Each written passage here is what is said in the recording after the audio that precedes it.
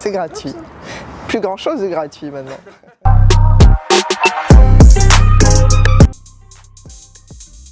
Il vaut mieux contacter une agence immobilière, un professionnel de l'immobilier qui va connaître le marché et qui donnera donc la valeur réelle du bien sur le marché actuel.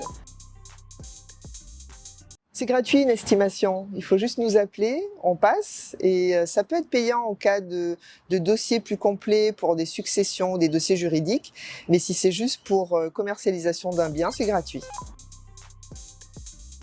Le professionnel, il est sur le terrain tous les jours, donc il a une bonne notion de la valeur, il a une bonne notion des biens qui sont actuellement en vente, de ce qui se vend. Et en plus, il n'a pas de notion d'affectif comme un propriétaire peut avoir vis-à-vis de son bien. Donc on a une valeur plus objective et donc plus réelle.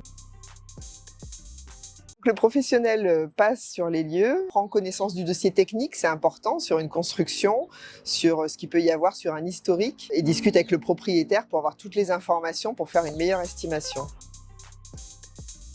L'état général du bien va rentrer en priorité. Ensuite, pour une maison, on va prendre la superficie du terrain, la superficie de la maison, voir si c'est un terrain plat ou en pente, avec une vue.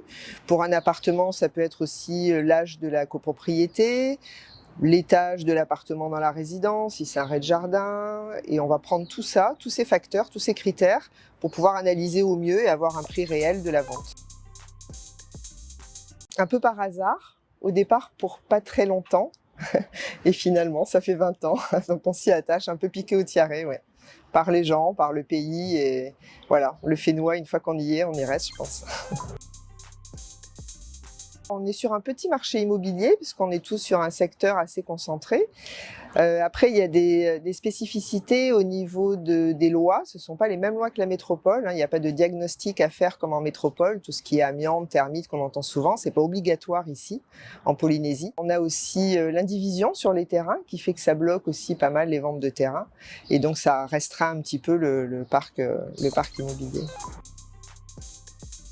Peu importe, avec ma famille, mes amis, un lieu agréable du moment qu'il y ait du partage et que ce soit sympa. C'est fait pour prendre surtout un contact avec l'agent immobilier. Après, comme je disais, il faut se déplacer et avoir toutes les notions de critères du bien. Donc c'est quand même beaucoup mieux de nous appeler, qu'on se rencontre. C'est aussi un climat de confiance. On est là aussi pour conseiller quand on passe, donc c'est important de se rencontrer avec le propriétaire. Je regarde mon planning du jour, je chante sous la douche, je prends mon café en regardant la vue et après je vais au boulot.